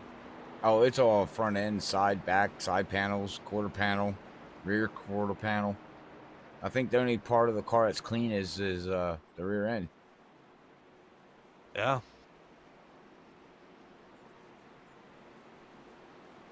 I mean, if you wanted your car black, just paint it black. I mean, holy mackerel dogs. Holy mackerel docks. I ain't heard of that one in a minute. All right. Well, we do nothing but get freaky crazy, freaky fast, and freaky nuts. Right, Zach? Nuts? Right? Nuts? Zach? Nuts? Nuts? There you go. You said it. All right.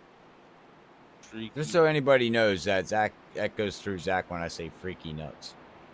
Not no more. Oh, Back you in- got over it? It made me cringe. Well, you're no fun no more. Now I gotta find something else. I'm used to it, Robert. You gotta adapt to your environment. They say. Oh, okay. Well, I'm gonna say freaky ball sack. Oh God! Yeah, that one made me cringe a lot. Nut in the ball. Nutty buddy. Now he's just gonna make me leave. You guys, I had a great night. We'll talk to y'all later. Nope, not yet though. We got a good finish still coming. Oh my goodness gracious! I just seen the football game. Oh my! I don't know if you've seen the score, Robert, for the football game that's on right now, but Yeah, I seen that coming. water. Tampa Bay stinks. Anyways, I didn't see that coming, but you were a fortune teller if you see 28-0 at halftime. Look, but don't give Tom Brady a 28-0 lead, because I've seen 28-3 and it's not fun. yeah. So, but this race ain't over. We got coming to 4 to go, so we'll have 4 laps to go here as they take the green. It's going to be crazy, wild here, and I don't know how it all plays out. You got David Neese. Also, David Neese could possibly win this race, and that could be huge for David. Yeah. What about Bradley, too? Yeah, Bradley also. Yeah, good point there. Yeah. Let's see here. Space car's going to pull off this time. Oh, boy. Hang on. Oh, Rodrigo's starting on the outside. David, get up on his bumper. Get up on his bumper. Too far behind. Get on his bumper.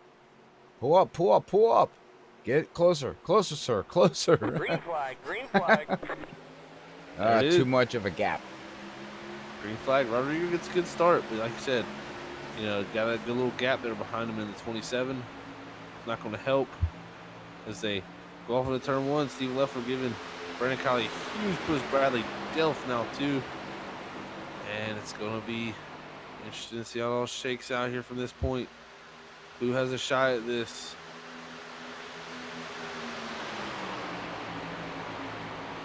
How much does Brandon block? Is it worth blocking? He's in the playoffs already. He's already in the playoffs. Definitely wants to win, though. I know him. Brandon wants to definitely win a race. That's always a good feeling. Mm-hmm. But, you know, I don't think he's going to do nothing stupid here, but he's going to do everything he can to try to pull this victory off. Well, we'll find out. 3 laps to go. And you got a little 6 bit of an miles. outside line forming back here. You got Hunter Hayward, Cedric Hunter. And Hunter Hayward's got a little bit of damage on the front end of that Ford. Oh, Cedric Hunter just gave him a shot. Yeah, I think that 21 is a Hurting. little bit slower there because of that. And also, Cedric up to that third lane. Todd Neese, David Neese there below. Cedric's definitely going to need some help that he needs as it becoming a 2 to go. He's got to figure something else out because that's not going to work. As Hunter Hayward jumps down low.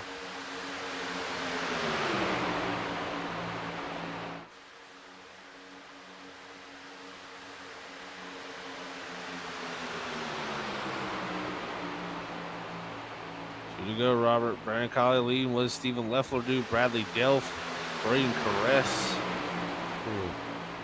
Five guys looking for a win here. You got David Neese, Todd Neese on the outside, getting pushed by Cedric Hunter. It's going to be a big run down the backstretch for the outside lane. Actually, Bradley Delph jumps in front of them. Outside lane's forming pretty well. They're going to do anything. They got to get together now. Yes, they do. It's going to be coming here off the Ford. And it's kind of deforming now. Cedric Hunter dropped down, getting behind Michael Yarr and Braden Caress. We definitely know he don't have no damage as we're white flag. What is Stephen Leffler? When does Stephen Leffler make a move here? They got a pretty good gap, but this is not the gap you want to see for these guys. These guys are going to have a big run behind. Here it is. Michael Yarr jumps out to the outside. The 11 to Cedric Hunter. Braden Caress jumps out to the outside. Cedric Hunter coming with a big push down the back straightaway to that inside lane. Oh no, and Yarr comes down. It's going to be a race back to the line with Colley, Leffler, Joseph McWhorter. Leffler jumps to the outside. Brandon Colley on the inside. Where does Joseph McWhorter goes the key? Leffler with the big run on the outside, powers by. Joseph going to go to the inside. Colley blocks, gets the push from Joseph. Brandon Colley's the winner. Stephen Leffler comes home in second with, oh man. Hunter needs an ambulance. I know that much. Look at this. Let's go back on the replay here because watch. Oh, we got to go farther back. This was crazy. What a pile up here. Watch this. Is this crazy or what? Look at this. 1, 2, 3, 4, 5, 6, 7. Look at Cedric, Zach. Wow. He's riding every car. Oh, it's not over yet. It's not over, ladies and gentlemen. Watch this. He goes up and over, hits the catch fence. Still, now he's wall riding. It's not over yet. He still goes for a ride. And then he's got to come back down the track yet, rolling. Wow. Yeah. And not only that, look who comes home fourth. Look at this battle right here. as we watch right here for the lead. Look at this, beating and banging. Look at this. All over each other's act. Look at this. Oh, just so much. Steven's gonna just tweak out Joseph, and look at Brandon. Brandon Cawley, he's sideways all over the place. Wow. And Hunter comes home fourth out of all that. Oh, and Jason Anderson, Adams just took the leader. Hard hit for both them guys. Wow. What a finish, though, here. What a huge finish for him. Man, oh, man. Whew. I think we'll get ready to go to break and get these guys down here and have a chat. That is correct. As we watch Brandon Cawley burn it down with no rear end. But like Zach said, we'll get everybody ready for our post-race interview, and we will be right back in less than 2 minutes.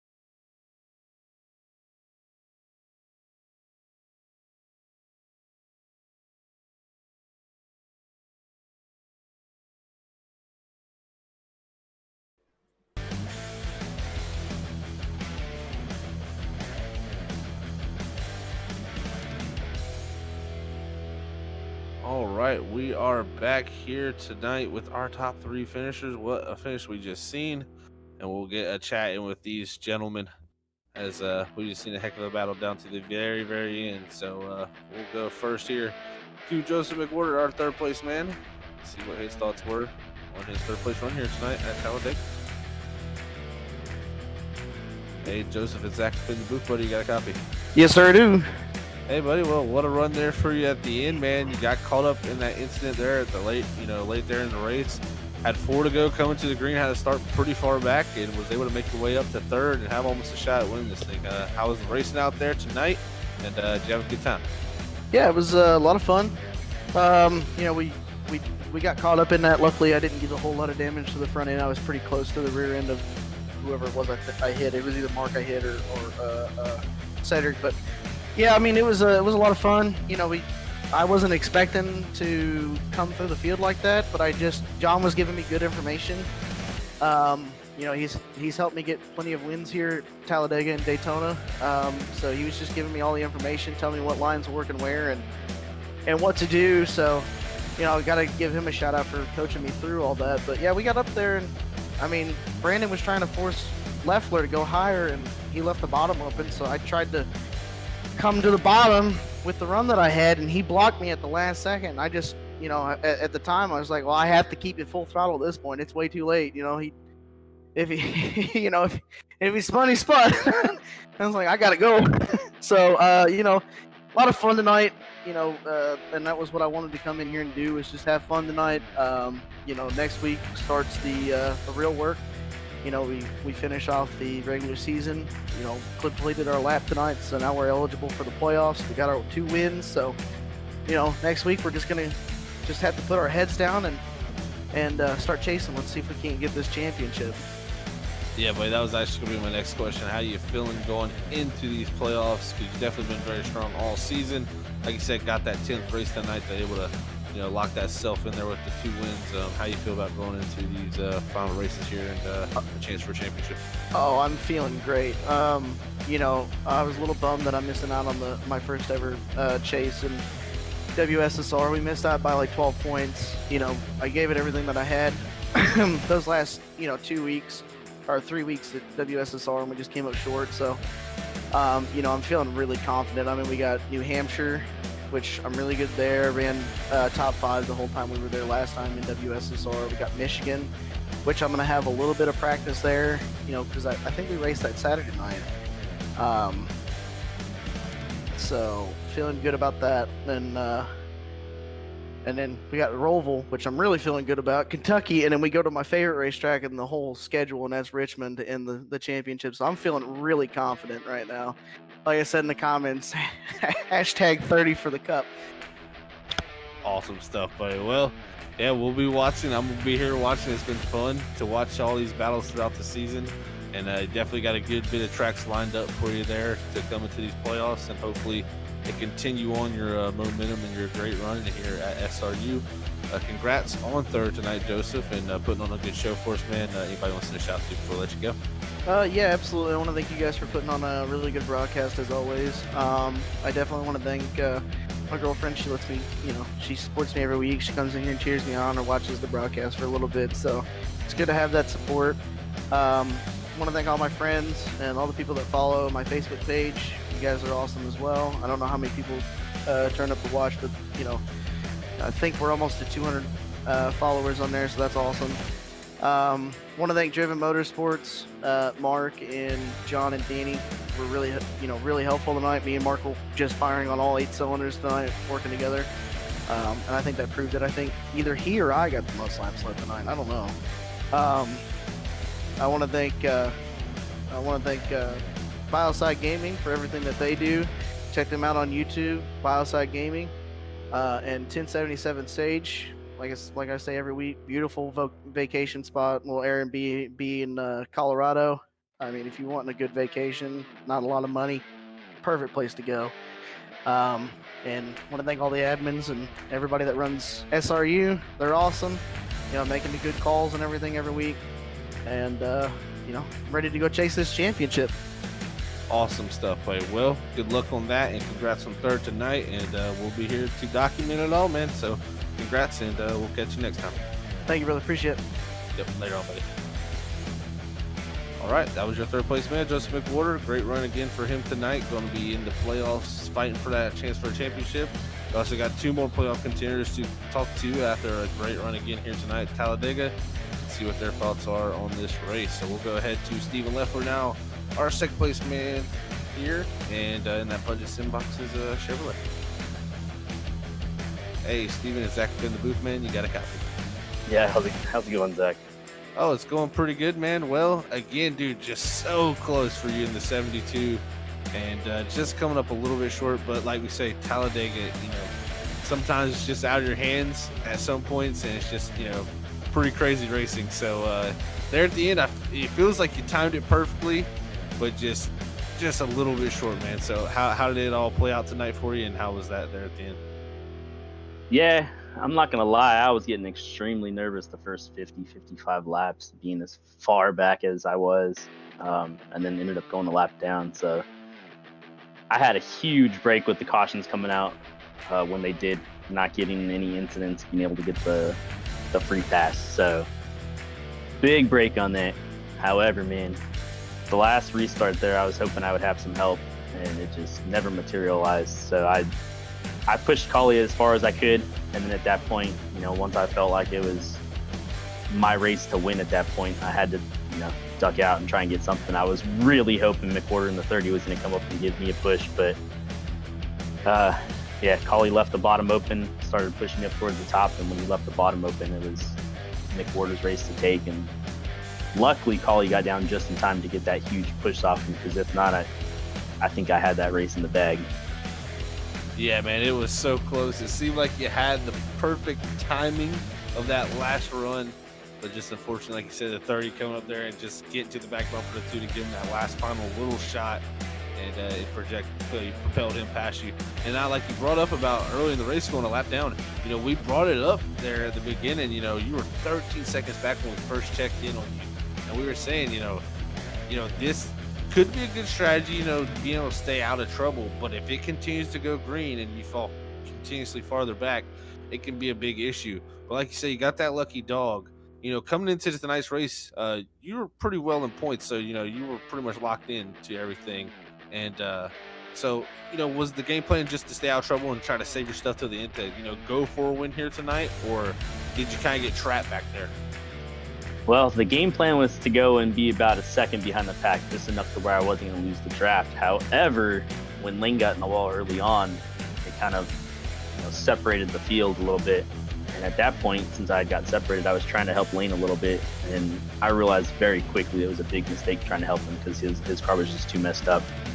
So at that point, I just started dropping like a rock. So I just, damage control, tried doing whatever I could to stop the bleeding. So I hooked up with the slower pack that was back in the back and just rode with him as long as we could. And then once we got green flag pit stops done and came back out, and then the pack caught us, then at that point it was just trying to stay in contention for the lucky dog. And lucky Adams was actually in front of me with the lucky dog position, but he got collected up in that wreck. So nice quick moves got me down to the apron, got me out of harm's way, and was able to get back on the lead lap. Yeah, that was awesome stuff to see, man. Like I said, when I seen you get back on the lead lap, I said, well, that's exactly what Steven needed. He's, we always know you're a contender for these things. Then we seen you get back on the lead lap and be able to get back with that lead pack.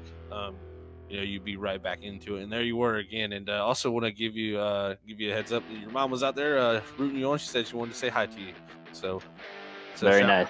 There, it's supporting you here tonight. But I tell you what, you got some big things coming up. You got the playoffs coming. So how do you feel about going into the playoffs? Because you're definitely a threat here each week. You feel pretty good going through that. Yeah, I'm feeling very confident right now. I need to stay consistent. That's the biggest thing about these playoffs. You can win a race here, you can win a race there, but I think what it's going to come down to is who can be consistent in the top 5, top 3, each week. Exactly right, man. It's all going to come down to consistency, and you're definitely one of the most consistent out there. So they're definitely going to have to keep their eye on that 72 out there, all the competitors, because you're definitely going to be putting on a well of a show as always, Steven. So congrats on second again here tonight, man. Congrats on making the playoffs, and hopefully you can continue your great momentum you've been carrying through these last weeks into there. Before we let you go, man, anybody want to send a shout to? Yeah, first of all, I actually want to kind of rub it into Stympian's face. I took the points lead, the regular season championship from him there with that finish. So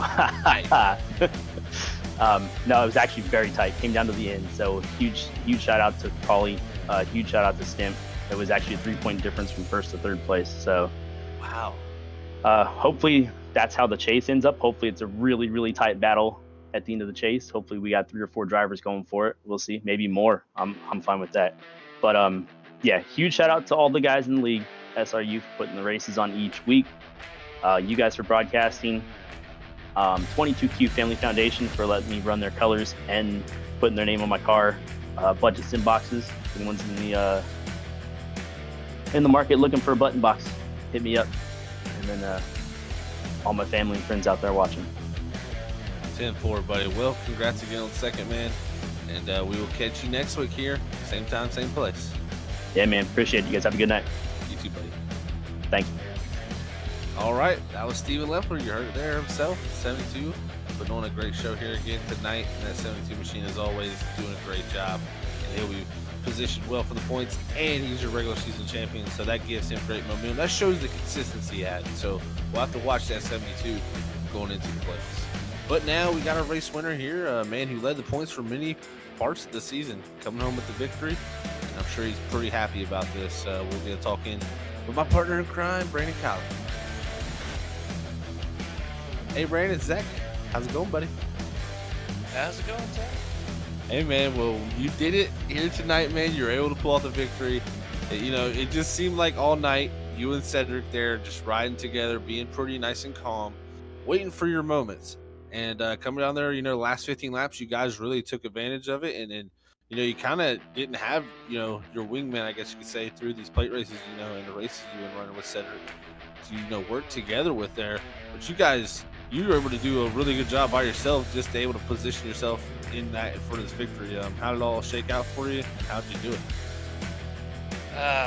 Honestly, I thought once I got involved in that first big caution, Cedric missed it. He didn't have to use his fast repair, so he could afford to be more aggressive, so he made his way to the front. I was trying to be a little bit more patient in just the draft package with these cars. You need a lot more laps than what we needed in the trucks on Wednesday to really make your way to the front. I tried the third lane with Steven Stimpy and just didn't seem to work out, and I couldn't seem to push anybody. I tried to hook up with Leffler there in the middle lane once or twice, and it seemed like I got to his bumper and everybody else, was able to just fly by. So gave up on that, made some moves around Hunter Hayward, and then those cautions happened. And honestly, that's what won me this race. With the position I was in, I didn't feel like I was going to be able to get to the lead without having to try to push somebody. And for some reason, it seems like a wreck is what got me the win. Yet another plate race. Unfortunate for Stimpian, who got caught in the last one there before the checkered flag. He was working really well with me, and good job with Leffler pushing me there at the end as well. That was a heartbreaker for him, I'm sure.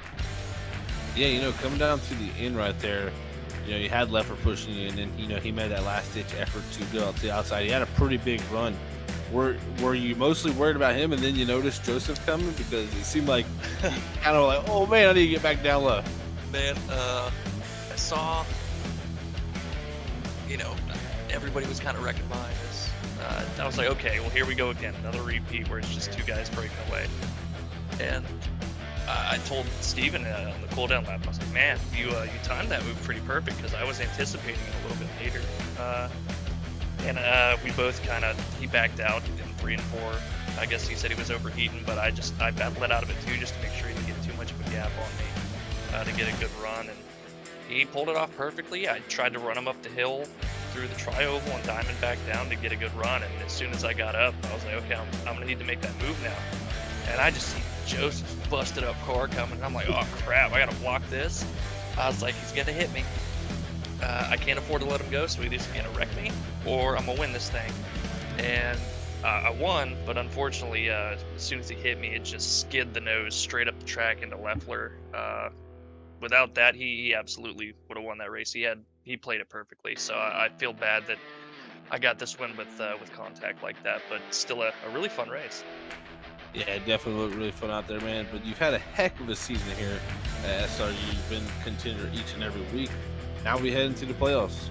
What is your optimism level there, and how do you feel about going into these final races? Well, I'm excited that I'm actually racing for something other than wins now.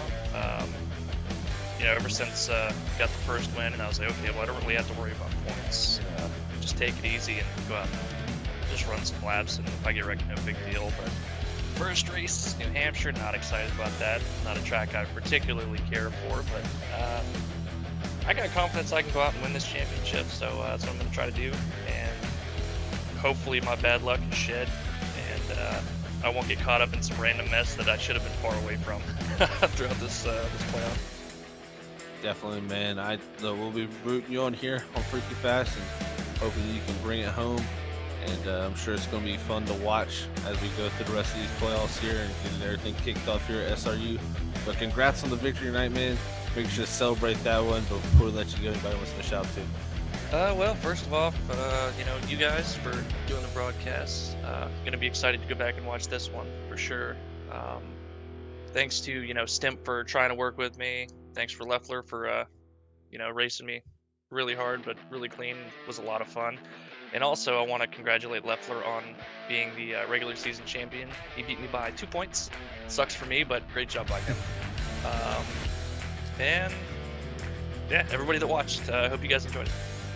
Awesome stuff, buddy. Well, congrats on the victory, man, and we'll talk to you later. All right, have a good one, guys. Yeah, you too. All right, that was Brandon Colley there, your winner here tonight. I tell you what, that was a great finish, and congrats to him on that. As we'll go to our race results here at Sim Racing Unleashed Cup Series here at Talladega 94. All right, Brandon Colley's going to bring home that victory in that first place position, followed by Stephen Leffler by 6,200. Third's going to go to Joseph McWarden, a 30 machine. Fourth, Hunter Hayward just coming up a little bit short. Fifth will be Michael Butler. Sixth is Bradley Delton. Seventh is Todd Neese. 8th is going to go to Braden Crest. 9th is the 27 to David Neese. Rounding out your top 10 will be Rodrigo Loga on the 22. 11th is Buzz in that 51 machine. 12th, Mark Whitley in the 77. 13th for Cedric Hunter. 14th, Michael Yarrow. 15th is Steven Stippian in that 81. 16th is going to go to Jason Adams. 17th, Dave Bush. 18th, Gomez. 19th is going to be Lane Doyle. 20th, Robert Cheswick. 21st, Jason Anderson. 22nd, Jacob May. And rounding out your field here tonight in 23rd is Kerry Chim. All right, Zach. Thank you very much there for running through the final results here, unofficial results here of Sim Racing Unleashed. Man, what an ending.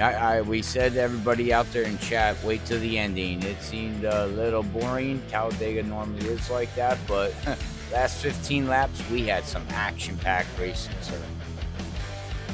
Oh, we definitely did, Robert. It was fun to watch. And man, I'm telling you what, it's always super close here in SRU, and I can't wait to get these playoffs started off. That is correct. All right, well, the playoffs start next week, but until then, we will be live tomorrow night for our opening night with the Gentleman Racing, as they'll be with the trucks at Milwaukee Mile. So make sure you check us out tomorrow night if you don't mind, but we do much appreciate it. And not last least, and I said that completely wrong, but anyways, don't forget to hit that like and share button on both platforms. Me and Zach and Freaking Fast Crew do much appreciate it. But all right, well, Zach, until tomorrow night, we will catch everybody in the next one. Until then, God bless everybody. Love yous all. Peace out. Bye, everybody. Bye.